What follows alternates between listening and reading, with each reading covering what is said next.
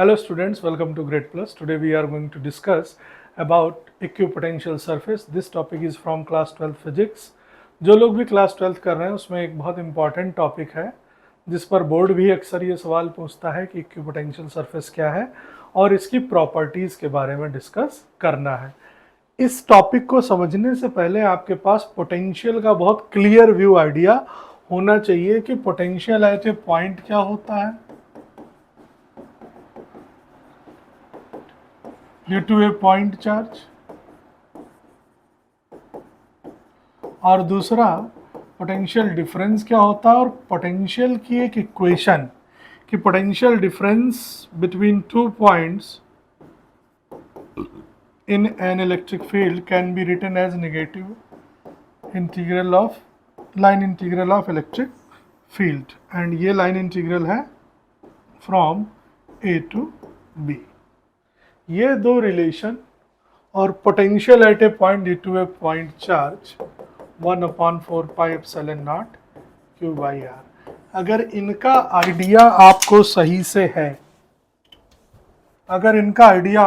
से है, तभी आप इस इक्वेशन को, इस टॉपिक को सही से समझ पाएंगे कि इक्विपोटेंशियल सरफेस क्या होती है। जैसा कि नाम से ही पता चल रहा है, एक ऐसी surface which has the same electric potential at every point. एक ऐसी सरफेस जहां पर इलेक्ट्रिक पोटेंशियल हर जगह एक जैसा है, सेम है, ऐसी सरफेस को हम क्या कहेंगे? Equipotential surface. इसके एग्जाम्पल के लिए हम क्या ले सकते हैं कि कोई भी एक कंडक्टर है, आपने उसको एक चार्ज दे दिया, तो जो भी कंडक्टर पर चार्ज स्प्रेड आउट होगा वो यूनिफॉर्मली होगा। एक पर्टिकुलर चार्ज से, सपोज करते हैं ये चार्ज यहाँ पर है प्लस Q, इसको सेंटर मानते हुए, डिस्टेंस फिक्स रखते हुए मान लिया हम चले गए हैं R डिस्टेंस पर इस चार्ज के सेंटर से, और हमने एक स्फीयर ड्रॉ कर दिया है। तो इस स्फेरिकल पार्ट पर किसी भी पॉइंट पर आप जाएंगे, आपको पोटेंशियल सेम मिलने वाला है, क्योंकि पोटेंशियल का रिलेशन क्या था? KQ by R, and potential is inversely proportional to the distance R। If R is not changing, V is not going to change. मतलब कहने का ये है कि पॉइंट चार्ज के सराउंडिंग स्पेस में अगर चार्ज को सेंटर पर रखा है और एक फिक्स रेडियस का स्फेरिकल सरफेस ड्रॉ किया है, तो इसकी हर एक पोर्शन पर, हर जगह आपको, आप चाहे यहाँ हो, यहाँ हो, यहाँ हो, यहाँ हो, कहीं भी हो, आपको सब जगह पोटेंशियल सेम मिलने वाला है। तो ये जो स्फेरिकल सरफेस आई है, ये क्या हो गई? Equipotential surface. अब मान लेते हैं आप थोड़ा रेडियस को कम या ज़्यादा कर दें। चलिए हम थोड़ा रेडियस को और बढ़ा लेते हैं। पहले इतनी थी R, अब हमने कर दिया है इसको R+2। अब फिर से हमने सेंटर मानते हुए चार्ज को फिर से एक स्फेरिकल सरफेस ड्रॉ करी। अब आप इसके किसी भी पॉइंट पर जाएंगे तो आपको हर जगह पोटेंशियल सेम मिलेगा, क्योंकि R आपने क्या कर दिया है? फिक्स, और चार्ज तो पहले से मैग्नीट्यूड फिक्स्ड है। तो ऐसी सारी सरफेसेस क्या है? इक्विपोटेंशियल सरफेस, यानी एक सरफेस जिसके हर एक पॉइंट पर पोटेंशियल सेम है, उसको क्या कहेंगे? Equipotential surface.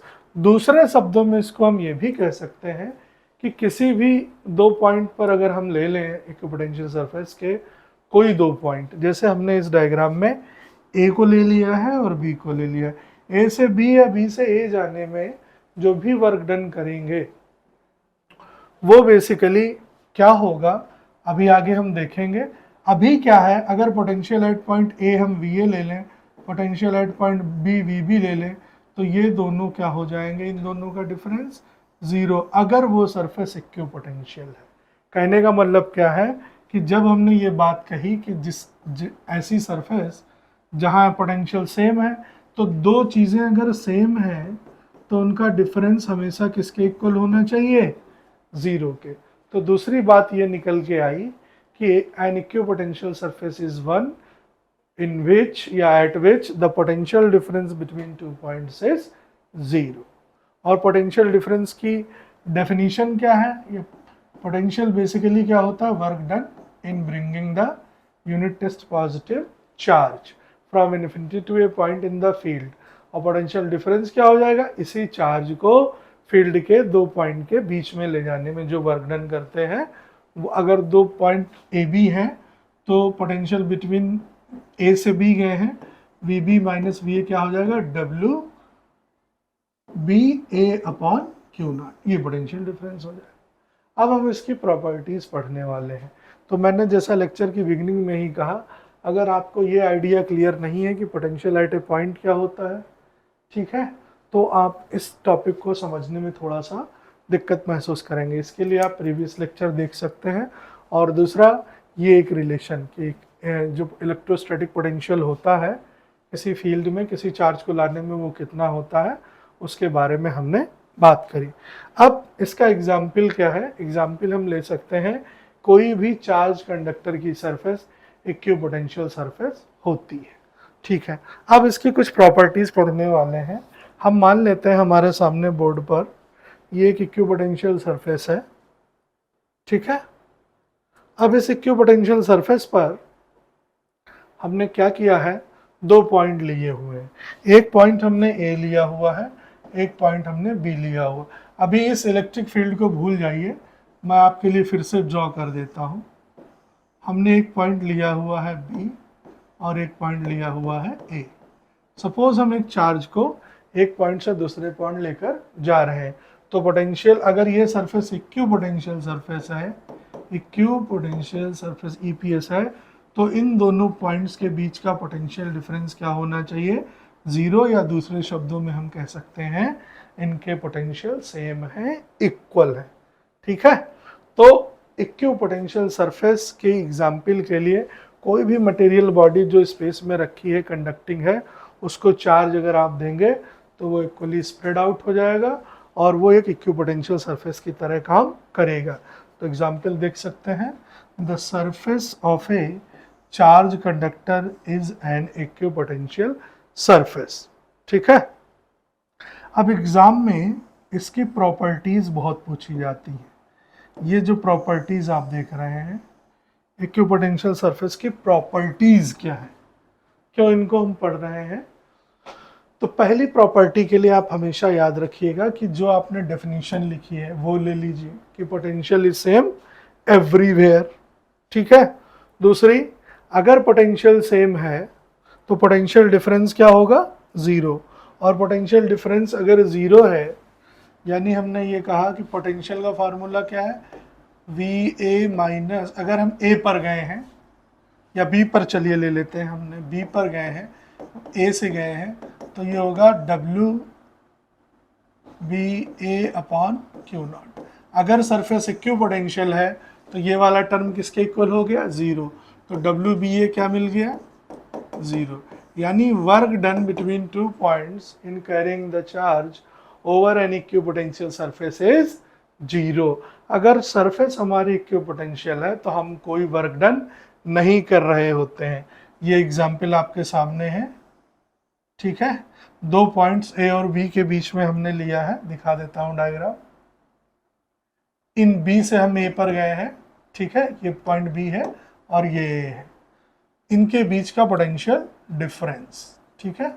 तो वी बी माइनस बी ए, और हमने चार्ज उठा के कहाँ से ले गए हैं, बी से ए, तो यहाँ जो है हमें लिखना चाहिए बी टू ए, ये होना चाहिए बी टू ए। तो ये होगा Q naught V B minus V A, और V B equal to V A है इक्विपोटेंशियल सरफेस पे, तो डब्ल्यू ए बी क्या हो गया, जीरो।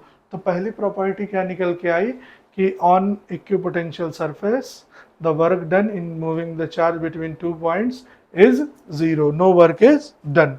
दूसरा, जहां कहीं भी चार्ज है उसके सराउंडिंग स्पेस में इलेक्ट्रिक फील्ड होगी, तो इक्विपोटेंशियल सरफेस पर इलेक्ट्रिक फील्ड की डायरेक्शन क्या होगी, इसका पता लगाने के लिए आपको ये रिलेशन पता होनी चाहिए कि potential difference can be expressed as a line integral, negative line integral of electric field, ठीक है। ये आप एफ डॉट डी आर से F equal to Q E और क्यू की जगह पे 1 रख देंगे तो यही आएगा, ठीक है। देखिए कैसे आएगा, हमने वर्ग, हम एक शीट ले लेते हैं, आपको ये फार्मूला समझा देते हैं। हम यहीं पे समझा देते हैं, v होता है W/Q0। अगर ये यूनिट चार्ज है तो v हो गया W, और W क्या, फोर्स इनटू डिस्प्लेसमेंट। मान लेते हैं स्मॉल लेंथ dl चल रहे हैं, F.dl। F क्या है, किसी चार्ज पर लगने वाला फोर्स, और वो चार्ज अगर यूनिट है तो F इक्वल टू होता है QE। तो अगर ये चार्ज 1 कूलाम है तो F की जगह पे हम लिख सकते हैं E.dl। ये जितना भी वर्क डन हम करेंगे ये against the direction of electric field करेंगे, इसलिए यहाँ पर हम इसको निगेटिव लेकर चलते हैं। तो अगर टोटल वर्क डन हमें करना है between 2 points from A to B, तो हम VB माइनस VA अगर निकालना चाहते हैं तो इसको हम इंटीग्रेट कर देते हैं। हम A से कहाँ गए हैं, B। यही रिलेशन हमने यहाँ पर यूज़ करी। तो ये रिलेशन कहाँ से आई है आप देख सकते हैं, नोट कर सकते हैं, बहुत आसान है। मैं हट जा रहा हूँ, आप स्क्रीनशॉट भी ले सकते हैं। जिसने पोटेंशियल डिफरेंस सही से पढ़ा है वो इक्विपोटेंशियल सरफेस बहुत आराम से कर लेगा, एकदम हलवा टॉपिक है, ठीक है। अब जो है हम जो है इसको थोड़ा सा वापस लिख लेते हैं कि हमारे पास रिलेशन क्या है कि दो पॉइंट्स के बीच का पोटेंशियल डिफरेंस होता है -E.dl। अब हम ये प्रूफ करना चाहते हैं कि इस इक्विपोटेंशियल सरफेस पर इलेक्ट्रिक फील्ड की डायरेक्शन क्या होगी, ठीक है। अब देखिए, हम ये जानते हैं कि इक्विपोटेंशियल सरफेस पर पोटेंशियल डिफरेंस कितना होता है, 0। तो हम यहाँ वैल्यू क्या लिखेंगे, potential difference between 2 points, 0 -A to B E.dl। दो क्वांटिटीज का डॉट प्रोडक्ट, या इसको हम ये लिख लें E.dl इक्वल टू 0। दो क्वांटिटीज का डॉट प्रोडक्ट 0 कब होता है, जब उनके बीच का एंगल 90 डिग्री होता है। यानी E और dl के बीच का एंगल कितना हो गया, 90 डिग्री। यानी जो मूवमेंट आप इस लेंथ के अलॉन्ग कर रहे हैं, इस लेंथ के ठीक 90 डिग्री पर परपेंडिकुलर डायरेक्शन में इलेक्ट्रिक फील्ड होगी, ठीक है। तो हमने क्या लिखा है, electric field is always normal to the equipotential surface at every point on the surface, ठीक है। अब इसके लिए आप जो डायग्राम हमने ये बनाया है इसको आप रिफर कर सकते हैं कि हर एक पॉइंट पर जो इलेक्ट्रिक फील्ड की डायरेक्शन होगी वो नॉर्मल होगी टू द सरफेस। ये बड़ा आसान है। चलिए किसी पॉइंट चार्ज की वजह से इक्विपोटेंशियल सरफेस हम ड्रॉ करते हैं। चलिए भाई ड्रॉ करते हैं। देखिए इधर अभी अभी हमने आपको बताया कि पॉइंट चार्ज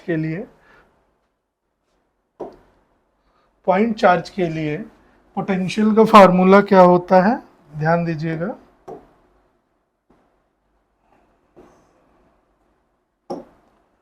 पॉइंट चार्ज के लिए पोटेंशियल का फार्मूला होता है K/Q/R।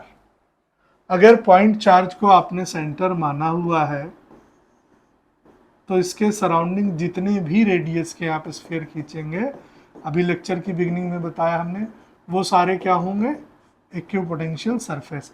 अब डिस्कस क्या करना चाह रहे हैं, हम डिस्कस ये करना चाह रहे हैं, ये एक रेडियस R है, ये R1 ले लेते हैं और ये R2 ले लेते हैं।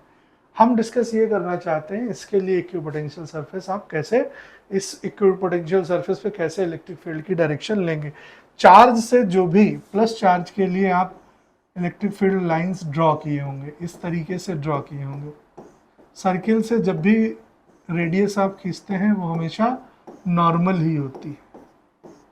इससे कोई भी लाइन अगर जाएगी तो वो स्फेरिकल सरफेस पे क्या होगी, नॉर्मल। और यही किसकी डायरेक्शन होगी, बोलिए, इलेक्ट्रिक फील्ड की।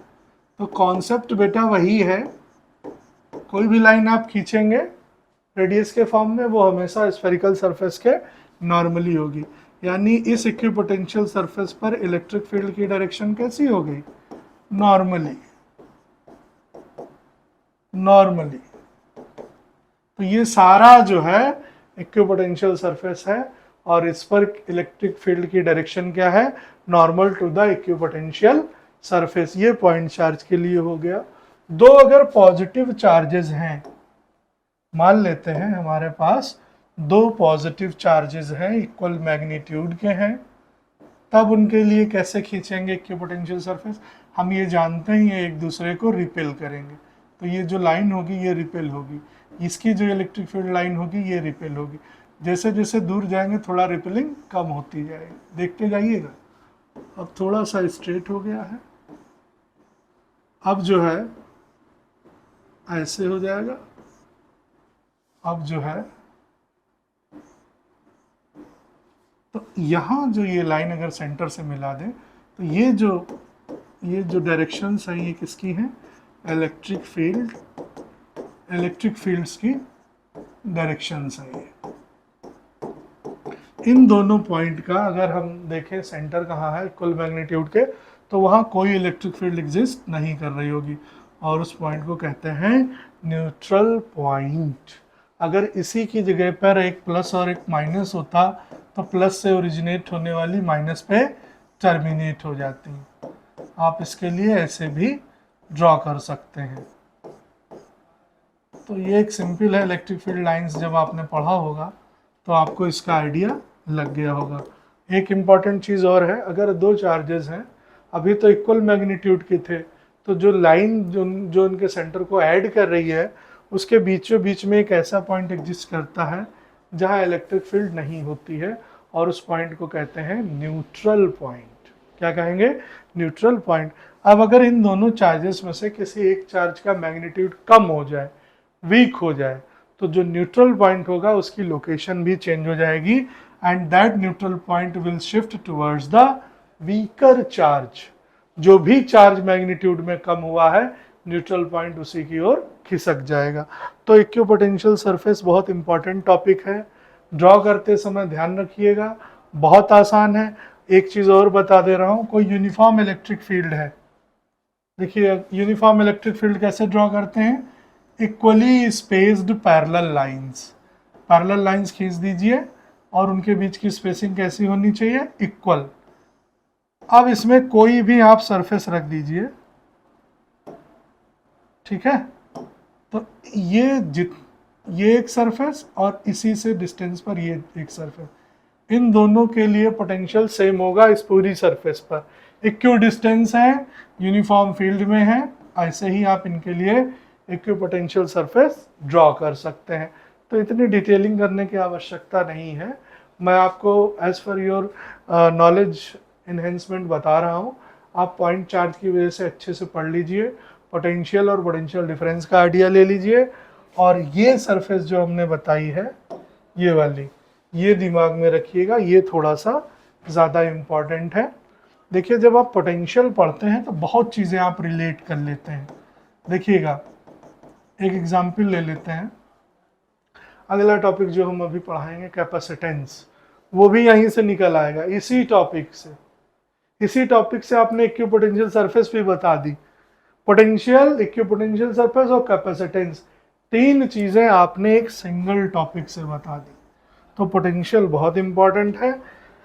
अगला टॉपिक हम लेने वाले हैं कैपेसिटेंस। वापस चलते हैं हम अपने टॉपिक पर, ये पूरा हो गया, एक बार इस पर नज़र दौड़ा लेते हैं। ये जो मैं आपको रिलेशन बता रहा था कि ई डॉट डी एल क्या हो जाना चाहिए? ज़ीरो हो जाना चाहिए। तो ई डॉट डी एल का मतलब ही यही है कि ई और डी एल आपस में क्या है? परपेंडिकुलर, ठीक है। दूसरा, इक्विपोटेंशियल सरफेस जब भी आप ड्रॉ करेंगे तो अलग अलग रीजन्स पे, जैसे हमने ये चार्ज लिया हुआ है, ये चार्ज लिया हुआ है हमने, ठीक है, ये हमने कहा यहाँ पर 60 वोल्ट प्लस का, फिर हम गए 50 वोल्ट प्लस का, फिर हम गए 40 वोल्ट प्लस का, ऐसे 10-10 जो है हम डिक्रीज करें। यानी इस पॉइंट पर हर एक जगह पर, इस सरफेस पे हर पॉइंट पर पोटेंशियल कितना रहने वाला है? 60। यहाँ कितना रहने वाला है? 50। यहाँ कितना रहने वाला है? 40। और ऐसे ही यहाँ पे होना चाहिए 30। अब इलेक्ट्रिक फील्ड को हम निगेटिव ग्रेडियंट ऑफ पोटेंशियल भी लिख सकते हैं। ये उसी रिलेशन का उल्टा है जिसमें हमने पोटेंशियल को निगेटिव लाइन इंटीग्रल लिखा हुआ था। V equal to V B minus V A equal to minus E dot D L, ये उसी का रिवर्स है, डी आर लगा ले रहे हैं। ये डिफ्रेंशिएशन में इसकी ये रिलेशन आती है। इसका मतलब क्या हुआ कि जितना ज़्यादा इलेक्ट्रिक इक्विपोटेंशियल सर्फेसेस क्राउडेड है, वहाँ पर इलेक्ट्रिक फील्ड की इंटेंसिटी भी ग्रेटर है, ज़्यादा है। ठीक है, मान लेते हैं कि पोटेंशियल अगर कांस्टेंट है तो ये आपस में रिलेशन रखेंगे, ये इन्वर्सली प्रोपोर्शनैलिटी की रखेंगे। इसका मतलब क्या है कि जहाँ जहाँ इक्विपोटेंशियल सर्फेसेस क्राउडेड है वहाँ इलेक्ट्रिक फील्ड की इंटेंसिटी भी ज़्यादा है। तो इक्विपोटेंशियल सरफेस का फ़ायदा यही है, एक तो आपको पोटेंशियल का आइडिया लग जाता है, दूसरा इलेक्ट्रिक फील्ड का आइडिया लग जाता है कि पोटेंशियल अगर ज़्यादा है तो फील्ड क्राउडेड होगी, इसका मतलब इलेक्ट्रिक फील्ड की इंटेंसिटी भी वहाँ पर ज़्यादा है। और सरफेस इक्विपोटेंशियल है तो पोटेंशियल का आइडिया हो गया। जबकि हम जब इलेक्ट्रिक फील्ड लाइंस पढ़ते हैं तो वहाँ ये चीज़ क्लियर नहीं होती है, वहाँ सिर्फ फील्ड के ही बारे में पता होता है, पोटेंशियल का आइडिया नहीं होता है। इसीलिए क्यों पोटेंशियल सरफेस ज़्यादा इंपॉर्टेंट है। इसको पढ़ने से पोटेंशियल का तो आइडिया होता ही है, साथ में आप इलेक्ट्रिक फील्ड के बारे में भी ज़्यादा श्योर हो जाते हैं। और आखिरी एक प्रॉपर्टी ले लेते हैं जो आपने इलेक्ट्रिक लाइंस, फील्ड लाइंस में आपने पढ़ी होगी कि two electric field lines can never intersect. दो फील्ड लाइन कभी एक दूसरे को इंटरसेक्ट नहीं करती हैं। अगर वो करेंगी तो उस दशा में क्या होगा, जैसे एक इलेक्ट्रिक फील्ड लाइन ये गई है किसी पॉइंट पर और एक फील्ड लाइन ये गई है, तो इसी पॉइंट पर फील्ड की डायरेक्शन लिखाने के लिए हम एक टेंजेंट ड्रॉ करेंगे और इसी पॉइंट पर एक इलेक्ट्रिक फील्ड की डायरेक्शन दिखाने के लिए हम टेंजेंट ड्रॉ करेंगे। तो एक ही पॉइंट पर दो इलेक्ट्रिक फील्ड कभी नहीं हो सकती, दो फील्ड की डायरेक्शंस कभी नहीं हो सकती, इसीलिए हम ये कहते हैं दो फील्ड लाइन कभी कट नहीं करती हैं। बिल्कुल सेम एनालॉजी यहाँ भी लेनी है कि दो इक्विपोटेंशियल सरफेस कभी एक दूसरे को इंटरसेक्ट नहीं करती हैं। अगर वो करेंगी तो वहाँ दो वैल्यूज होंगी पोटेंशियल की जो बिल्कुल भी पॉसिबल नहीं है। आप पढ़ सकते हैं, two equipotential surface can never intersect. If two equipotential surfaces could intersect, then at that point of intersection there would be two values of electric potential, which is impossible, not possible. देखिए ये spherical equipotential surface हमने एक थोड़ा सा अच्छा draw करके diagram लगा दिया है। मेरी ड्राइंग तो गंदी है, आप इसको देख सकते हैं। काफ़ी इम्पॉर्टेंट टॉपिक है ये, बोर्ड के पर्सपेक्टिव से भी और कंपटीशन के लिहाज से भी ये बड़ा इम्पॉर्टेंट टॉपिक है। कहीं कोई समस्या होती है, कोई चीज़ समझने में दिक्कत हो सकती है तो आप कमेंट सेक्शन में भी पूछ सकते हैं, हम रिप्लाई करने की बिल्कुल कोशिश करेंगे। ठीक है, अब हम लोग चलना चाहेंगे एक नए टॉपिक पर, वो है कैपेसिटेंस की। कैपेसिटेंस बेसिकली है क्या। ठीक है, तो जैसा नाम से ही जाहिर है, आप अपने दिमाग में सोचिए कि हम कैपेसिटेंस के बारे में अगर बात कर रहे हैं, कोई भी बॉटल है मान लेते हैं मेरे हाथ में, जब तक मैं इसको सेट कर रहा हूँ तब तक आप सुनते रहिए। अगर मेरे हाथ में कोई बॉटल है, ठीक है, हमारे हाथ में अगर कोई बॉटल है, उसमें हम कितना पानी भर सकते हैं, तो आपका सिंपल सा जवाब ये होगा कि सर जितना इस बॉटल की कैपेसिटी है। ठीक है, एक एग्जाम्पल ले लेते हैं। This is the bottle in my hand, how much water can be filled in this bottle. If it is of half litre, अगर इसकी कैपेसिटी आधे लीटर की है तो हम इसमें कितना पानी भर सकते हैं, आधा लीटर। ठीक है, तो जिस बॉटल में भर रहे हैं इस डिवाइस को बोलेंगे कैपेसिटर, और कितना भर सकते हैं वो इसका क्या है, कैपेसिटेंस। ठीक है, तो फिजिक्स में समझिए क्या है कि एक ऐसी बॉडी, इसको थोड़ा सा बोल्ड कर देते हैं। देखिए एक एग्जाम्पल ले लेते हैं सिंपल सा। सपोज करते हैं हमारे पास एक टैंक है वाटर का और इसकी कैपेसिटी है 5 लीटर। अब इसको हमने फिलअप करना शुरू किया, धीरे धीरे इसका लेवल क्या हो गया है, रेज हो रहा है, और जैसे ही ये 5 लीटर होगा ये कंप्लीट भर चुका है। तो 5 लीटर बेसिकली इसकी कैपेसिटी है। और यहाँ इसको बोल देंगे कैपेसिटेंस। और इस बर्तन को जिसमें हम ये फिलिंग कर रहे हैं इसको बोलेंगे कैपेसिटर। तो बेसिकली कैपेसिटर एक ऐसी डिवाइस है जिसमें हम चार्ज को होल्ड करते हैं, फिलिंग करते हैं, भरते हैं, रखते हैं। तो capacitor is a device that is capable of storing charge. यानी हम कर क्या रहे हैं, चार्ज को रखने का मतलब हम कौन सी एनर्जी रख रहे हैं, इलेक्ट्रिकल एनर्जी। क्या रख रहे हैं, इलेक्ट्रिकल एनर्जी। अब होता क्या है, जैसे आप एक चार्ज लेकर आए प्लस, आपने यहाँ रख दिया, फिर दूसरा आप लाए, फिर तीसरा लाए, ये सारे चार्जेस एक दूसरे को क्या करेंगे, रिपेल करेंगे। और आप जबरदस्ती फिलिंग कर रहे हैं, तो जैसे ही इनको मौका मिलेगा किसी सर्किट में ये जुड़ेंगे, सारे चार्जेस भर भरा के निकल जाएंगे। ये वैसा ही है जैसे किसी स्प्रिंग को आपने कंप्रेस कर रहा है, आप कंप्रेस करते हैं, कंप्रेस करते जा रहे हैं। The moment you release the spring will stretch out. जैसे ही आप हाथ हटाएंगे वो स्प्रिंग पूरी ताकत से खुल जाएगी, फैल जाएगी। तो यही हम चार्जेस की फिलिंग यहाँ पर कर रहे हैं। और जैसा जिस डिवाइस में ऐसा करते हैं उसको कैपेसिटर बोलते हैं। कितना रख सकते हैं उसमें चार्ज, वो उसका कैपेसिटेंस है। अब इस बात को थोड़ा सा ढंग से समझिए। जब किसी चीज में कोई चीज रखते हैं, जैसे ये बर्तन था, इसमें हमने कहा चार्ज पोर कर रहे हैं, क्या भर रहे हैं, चार्ज। तो जब किसी चीज में कोई चीज भरते हैं तो उसका लेवल इंक्रीज होता है। क्या पहले मान लेते हैं हाइट ये थी, अब हाइट ये हो गई है, अब हाइट ये हो गई है। तो धीरे धीरे क्या बढ़ता है इसका, हाइट। और हाइट की एनालॉजी किस एनर्जी के साथ है, सोचिए। एच के लिए कौन सा एनर्जी रिस्पॉन्सिबल होता है,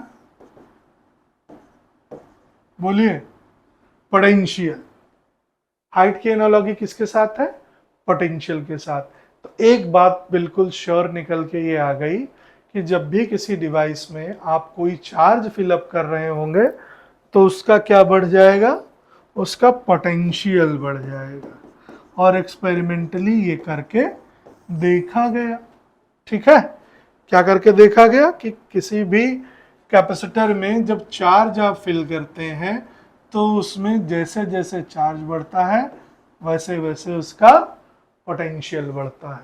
तो एक एनालॉजी ये आ गई कि charge is directly proportional to the potential difference, या पोटेंशियल प्रोपोर्शनैलिटी हटाइए, एक कांस्टेंट लगाइए, और इस कांस्टेंट को कहते हैं कैपेसिटेंस। क्या कहेंगे, कैपेसिटेंस। अगर कैपेसिटेंस की वैल्यू चाहिए तो हम क्या कर दें, Q/V। तो चार्ज टू पोटेंशियल का रेशियो ही कैपेसिटेंस है, कांस्टेंट ऑफ प्रोपोर्शनैलिटी है। इसकी यूनिट क्या हो सकती है, चार्ज के लिए क्या यूनिट लेते हैं, कूलाम्ब, और पोटेंशियल के लिए वोल्ट। तो इसकी यूनिट क्या हो गई, कूलाम्ब पर वोल्ट। और एक फैरेड भी इसकी यूनिट होती है, फैरेड बहुत बड़ी यूनिट होती है। ठीक है, तो फैरेड जो प्रैक्टिकल हम यूनिट लेते हैं वो माइक्रो फैरेड और पिको फैरेड लेते हैं। एक माइक्रो फैरेड में 1 micro farad is equal to 10⁻⁻6 farad, और 1 pico farad is equal to 10⁻12 farad. तो ध्यान दीजिएगा कि इसकी यूनिट फैरेड भी होती है, कूलाम्ब पर वोल्ट भी होती है। अब कैपेसिटेंस को हम इस फार्मूले के साथ डिफाइन करना चाहते हैं। मान लेते हैं कि पोटेंशियल जो है 1 वोल्ट है। कितना है, पोटेंशियल 1 वोल्ट है। तो C की वैल्यू क्या हो जाएगी, सिंपली C की वैल्यू क्या हो जाएगी, Q/V की जगह पे Q, क्योंकि V कितना रख लिया हमने, 1। तो अब यहां से कैपेसिटेंस को हम डिफाइन करते हैं। Capacitance is the amount of charge, फिर से capacitance is the amount of charge required to raise its potential by 1 volt. Capacitance वो चार्ज है जिसकी जरूरत है उस कैपेसिटर का पोटेंशियल कितना वोल्ट बढ़ाने के लिए, 1 वोल्ट। तो यहां से भी एक डेफिनेशन बना सकते हैं, हम लिख सकते हैं capacitance is the charge required to raise its potential by 1 volt. ये एक बहुत सिंपलेस्ट डेफिनेशन है, फार्मूला बेस्ड डेफिनेशन है, ठीक है। तो ये काफी एक इंट्रोडक्टरी पार्ट है कैपेसिटर का। अब कैपेसिटर बनाते कैसे हैं, उसमें क्या क्या होता है, एक छोटा सा इंट्रोडक्शन और दे रहा हूं मैं कि कैपेसिटर में बेसिकली 2 कंडक्टिंग प्लेट्स होनी चाहिए जिनको मेटेलिक प्लेट कहते हैं, और वो सेपरेटेड हो बाय सम गैप, ठीक है। 2 कंडक्टिंग सरफेसेस होती हैं, उनको सेपरेट रखते हैं, सेपरेट करने के लिए बीच में इंसुलेटिंग मटेरियल भर देते हैं। एयर भी इंसुलेटर होती है तो एयर भी हो सकती है। इसकी डिटेल्ड एनालिसिस हम अगले लेक्चर में करेंगे। और उस इंसुलेटिंग मटेरियल को हम डाइलेक्ट्रिक भी कहते हैं। डाइलेक्ट्रिक क्या होता है, किसी कैपेसिटर का कैपेसिटेंस हम कैसे निकालेंगे, पैरेलल प्लेट कैपेसिटर क्या होते हैं, स्फेरिकल कैपेसिटर या कंडक्टर्स क्या होते हैं, इनके बारे में भी हम पढ़ेंगे, ठीक है। दूसरा, कोई कैपेसिटर कैसे चार्ज या डिस्चार्ज होता है उसके बारे में भी हम सीखेंगे, और कब तक वो चार्ज होगा, ये सारी बातें डायग्राम के थ्रू, लेक्चर के थ्रू हम समझने की कोशिश करेंगे। अभी हमने केवल कैपेसिटर का इंट्रोडक्शन दिया है। इसका मैथमेटिकल एक्सप्रेशन क्या है, किसी पैरेलल प्लेट का कैपेसिटर का कैपेसिटेंस कितना होता है, कैसे निकालेंगे, और उस पर बेस्ड कुछ न्यूमेरिकल प्रॉब्लम्स करने की कोशिश करेंगे। तो ये अभी इंट्रोडक्शन है, अगले लेक्चर में इसको हम कंटिन्यू करेंगे। Thank you for watching grade plus. Please comment करें, लाइक करें और शेयर और सब्सक्राइब तो करें ही। Thank you.